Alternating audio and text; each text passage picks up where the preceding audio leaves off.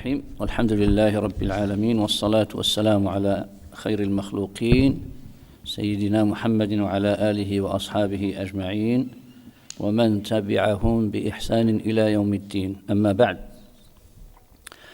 فنحن نعتز بهذا السبق، وهو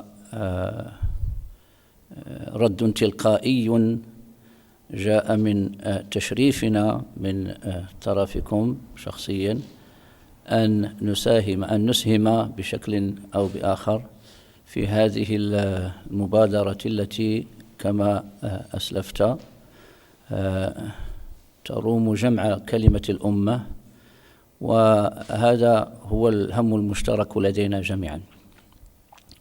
على كل حال، فقد أتى على المغرب حين من الدهر كان منسيا عند إخواننا المشارقة، وهذا شيء هذا خطأ كان المسؤول عنه الجميع، كان الجميع مسؤولين عنه المغاربة، لأنهم أصابهم فتور في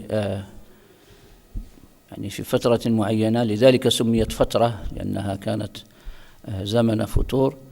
وأصاب إخواننا المشارقة فتور في التعرف على إخوانهم المغاربة، لكن جاءت هذه النهضة الإعلامية المباركة التي أسهمت فيها قناة محمد السادس وإذاعة محمد السادس، كما أسهم فيها عدد من العلماء بانخراطهم في مشاريع داخل الوطن وخارجه، داخل المغرب وخارجه. الهدف هو التعارف. يا أيها الناس إنا خلقناكم من ذكر وأنثى وجعلناكم شعوبا وقبائل لتعارفوا إن أكرمكم عند الله أتقاكم. فالتعارف ليس هو التعارف السطحي. التعارف السطحي يكون هو البداية، ثم يأتي بعد ذلك المفهوم الحقيقي للتعارف، وهو أن يعرف كل منا الآخرين من أجل التعاون والتعاضد والتناصح. والدين كله مبني على النصيحة بالمعنى الحقيقي للنصيحة التي هي الصفاء والإخلاص. فنحن هنا في معهد محمد السادس نثمن أي عمل يكون هدفه هو النصيحة. الدين النصيحة، قلنا لمن؟ قال لله ولكتابه ولرسوله ولأئمة المسلمين وعامتهم. فنحن إن لم يكن فينا أئمة وفينا أئمة، فعلى الأقل نشرف أن نكون من عامة المسلمين الذين يرجون أن يسهموا في هذه النصيحة، أن يمارسوا هذه النصيحة ويسهموا في التعاون والتعارف الذي أراده الله سبحانه وتعالى لنا. تحدث السيد الرئيس، رئيس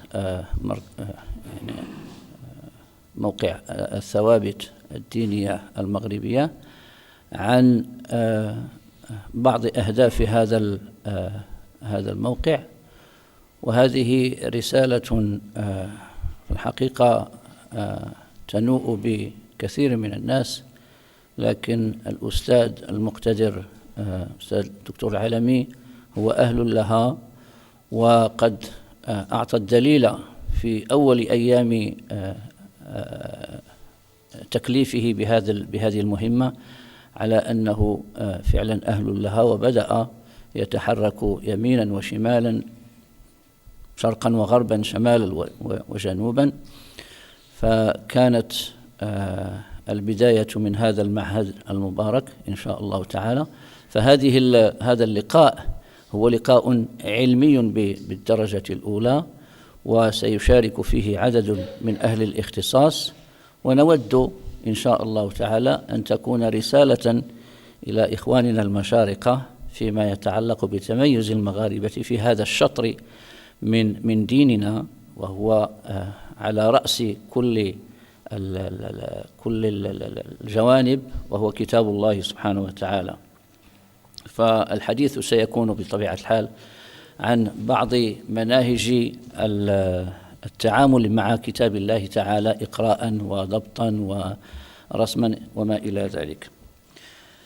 فنتمنى إن شاء الله أن تمر هذه العروض في أحسن الظروف، وأن يكون هناك تفاعل، لكن نرجو أن يلتزم كل العارضين، كل المتفضلين بإلقاء هذه العروض بالوقت، وإن شاء الله ستكون لنا فرصة وضع بعض الأسئلة في نهاية المطاف.